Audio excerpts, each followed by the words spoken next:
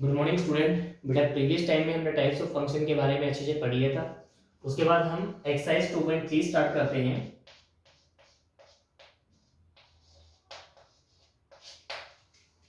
देखिए बेटा एक्सरसाइज 2.3 में first question, which of the following relations are function, give reason, if it is a function determine its domain and range.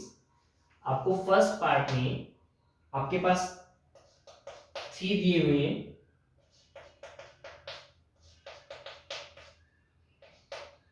First देखिए आपके पास क्या given है, 2 1। Next आपके पास क्या गिवन है, 5 1।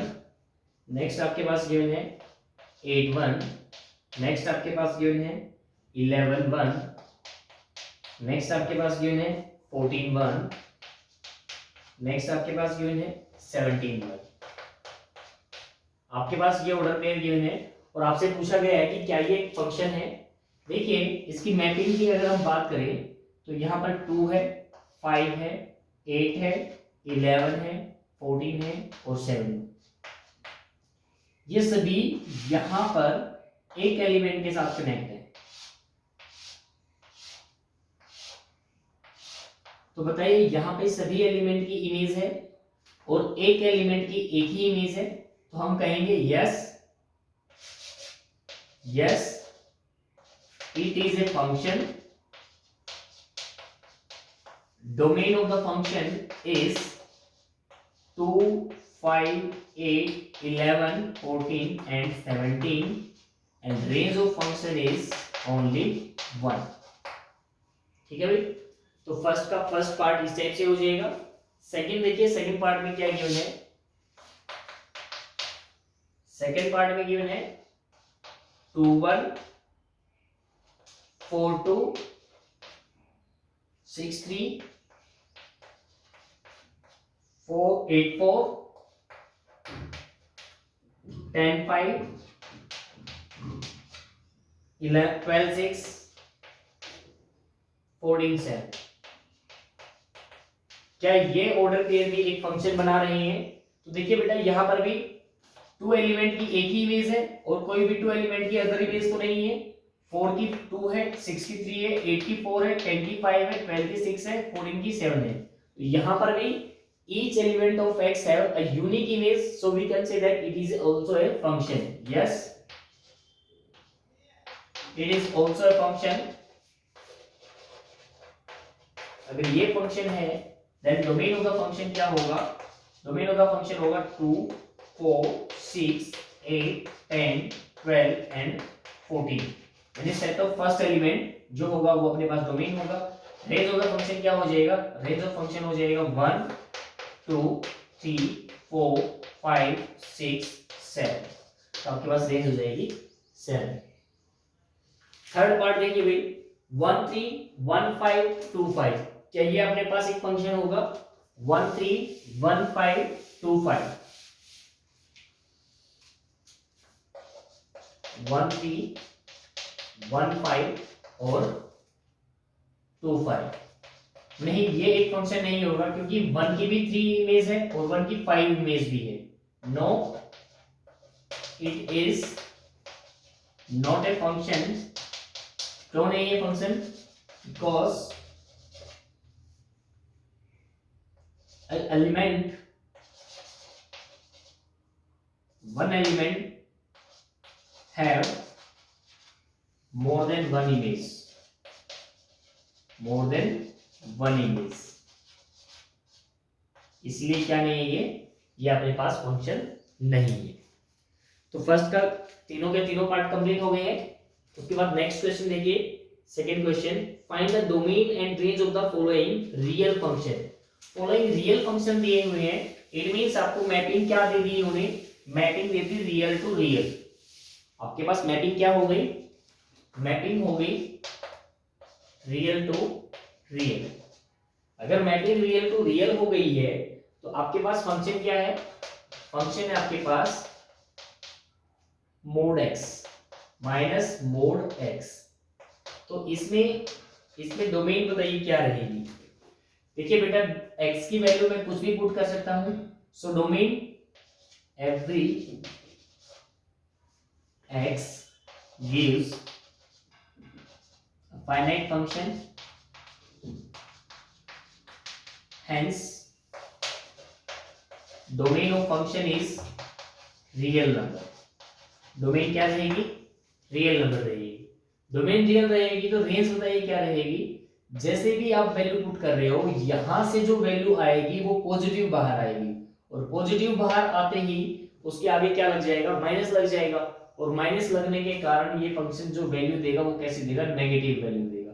सो रेंज ऑफ द फंक्शन क्या बन जाएगा? रेंज ऑफ द फंक्शन बन जाएगा आप लोगों का minus infinity to, minimum value क्या दे सकता है ये हमें? मिनिमम वैल्यू 0 दे सकता है। सो इसका जो रेंज होगा वो क्या होगा? Minus infinity to close 0। ठीक है, रेंज ऑफ द फंक्शन बन जाएगा आपका minus infinity to 0।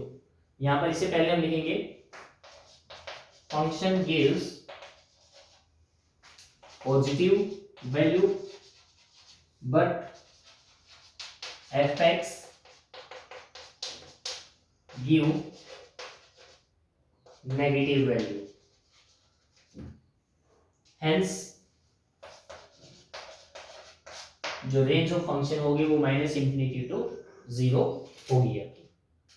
Get it भाई? तो इस टाइप से आपका सेकंड का फर्स्ट क्वेश्चन भी सोल्व हो गया। सेकंड का सेकंड क्वेश्चन देखिए। सेकंड का सेकंड क्वेश्चन में आपके पास क्या गिवन है? फंक्शन गिवन है 9 माइनस एक्स स्केयर। क्या गिवन है भाई? 9 माइनस एक्स स्केयर। देखिए सबसे पहले तो रूट में अगर कोई भी फंक्शन जिंदा रहेगा कब? जब fx अगर रूट में है तो रूट x की वैल्यू हमेशा क्या होनी चाहिए? ग्रेटर देन और इक्वल टू 0 रहनी चाहिए। तो यहां से एक बात क्लियर होती है, तो फंक्शन की वैल्यू फाइनाइट तभी होगी जब रूट 9 माइनस एक्स स्क्वायर क्या होगा? 0 से ग्रेटर होगा। Root 9 minus x square greater than और इक्वल टू 0 होना चाहिए। देखिए बेटा यहाँ पर फंक्शन की जो मैपिंग है वो हमें रियल टू रियल गिवन है, लेकिन यहाँ पर हमें वो x की वैल्यू निकालनी है जिसके लिए ये फंक्शन क्या रहेगा? जीवित रहेगा, यानी वैलिड रहेगा। तो यहाँ पर देखिए 9 minus x square greater than equal to 0 हो जाएगा अगर हम स्केलिंग बोथ साइड करें। उसके बाद लीडिंग जो कोफिशिएंट है यानी x का जो कोफिशिएंट है वो कभी भी नेगेटिव का नहीं होना चाहिए। इसको पॉजिटिव बनाने के लिए इसको -1 से मल्टीप्लाई कर लेते हैं। जब भी हम लीनियर इनइक्वालिटी को -1 से या माइनस किसी भी नंबर से मल्टीप्लाई करते हैं तो इनइक्वालिटी का सिंबल जो होता है वो चेंज हो जाता है।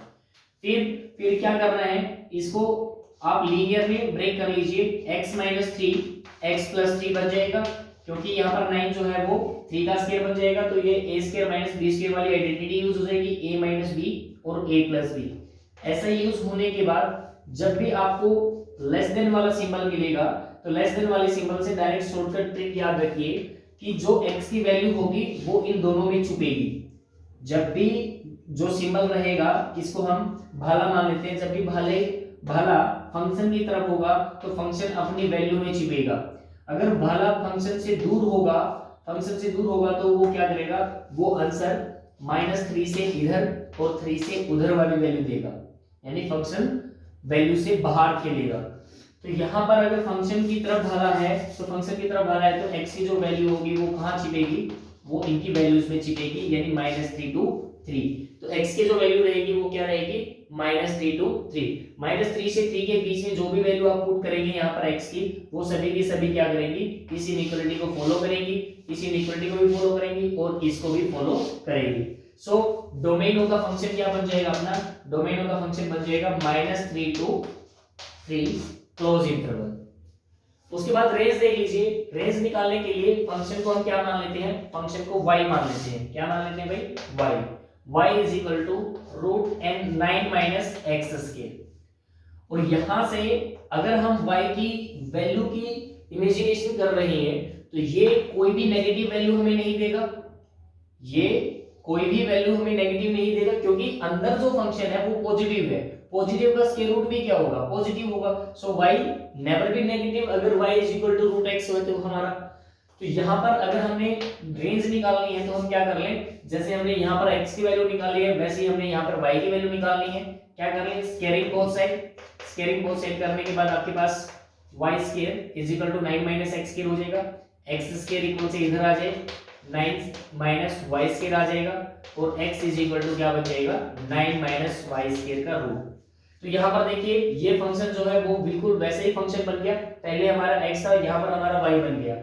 अगर हमारा x था तो x का जो डोमेन आया था वो क्या आया था -3 to 3 आया था, यानी x की जो वैल्यू आई थी वो -3 to 3 आएगी। सिमिलरली y की वैल्यू भी क्या आएगी -3 to 3 आएगी। -3 to 3 आने के बाद हमने स्टार्टिंग में ही बोला था कि y never be negative, so range of the function जो बनेगा वो क्या बनेगा, पॉजिटिव 0 से लेकर पॉजिटिव 3 तक जो बनेगा वो रेंज बनेगा। गेट इट भाई। जब भी आपके पास रूट का फंक्शन है, रूट फंक्शंस को क्या करें, हमेशा ग्रेटर देन और इक्वल टू 0 ले लें। ग्रेटर देन और इक्वल टू 0 लेने के बाद क्या कर लें, इसके लीनियर इनइक्वालिटी में ब्रेक कर लें। लीनियर इनइक्वालिटी में ब्रेक करने के बाद देख लें अगर भला फंक्शन की तरफ है तो वो अपनी वैल्यूज में छुपेगा, अगर भला फंक्शन से बाहर है यानी 0 की तरफ है तो हमारी जो वैल्यू रहेगी वो इसे बाहर खेलेंगी। बाहर खेलने का मीनिंग क्या हो जाएगा, -∞ टू -3 वैल्यू हो जाती और 3 टू पॉजिटिव इन्फिनिटी हो जाती। इनके बीच वाली वैल्यू लाइन नहीं करेंगी वहां पर। तो यहाँ पर जो हमारा जो भला है वो फंक्शन की तरफ था तो इसीलिए फंक्शन की जो वैल्यू रहेगी -3 to 3 रहेगी। उसके बाद हमें रेंज निकालनी है, fx को हमने y सपोज कर लिया, y is equal to root 9 minus x square हो गया। 9 माइनस x स्क्वायर होने के बाद आपने क्या कर लिया, squaring both side, squaring both side करने के बाद x is equal to 9 minus y square में कन्वर्ट हो गया। यहाँ से अगर हम देख रहे हैं x और y सिमिलर फंक्शन बन रहे थे तो y की जो वैल्यू आएगी, y की वैल्यू भी -3 to 3 आएगी। लेकिन हमने यहाँ पर स्टार्टिंग में ही बोल दिया था अगर फंक्शन 9 माइनस x स्क्वायर है तो फंक्शन के में y की जो वैल्यू है वो नेवर भी नेगेटिव रहेगी, क्योंकि ये कभी नेगेटिव फंक्शन हो ही नहीं सकता। तो ये आंसर जो इसका स्क्वायर रूट जो होगा वो कभी भी नेगेटिव नहीं आएगा। सो नेगेटिव वैल्यू इसमें से क्या हो जाएगी, नेगलेक्ट हो जाएंगी। नेगेटिव वैल्यू नेगलेक्ट होने के बाद इसका जो रेंज बनेगा वो क्या बनेगा, पॉजिटिव 0 से लेकर 3 तक बनेगा। तो इस टाइप से बेटा आपका सेकंड क्वेश्चन सोल्व हो गया है। होप सो कि ये क्वेश्चन भी आप लोगों को समझ में आया होगा। इसी टाइप से आपने रिमेनिंग जो क्वेश्चन है वो डिस्कस करनी है और रिमेनिंग क्वेश्चंस को ट्राई करना है। अदरवाइज नेक्स्ट वीडियो में हम रिमेनिंग क्वेश्चंस की सॉल्यूशन भी आप लोगों को भेज देंगे। Thank you student, have a nice day.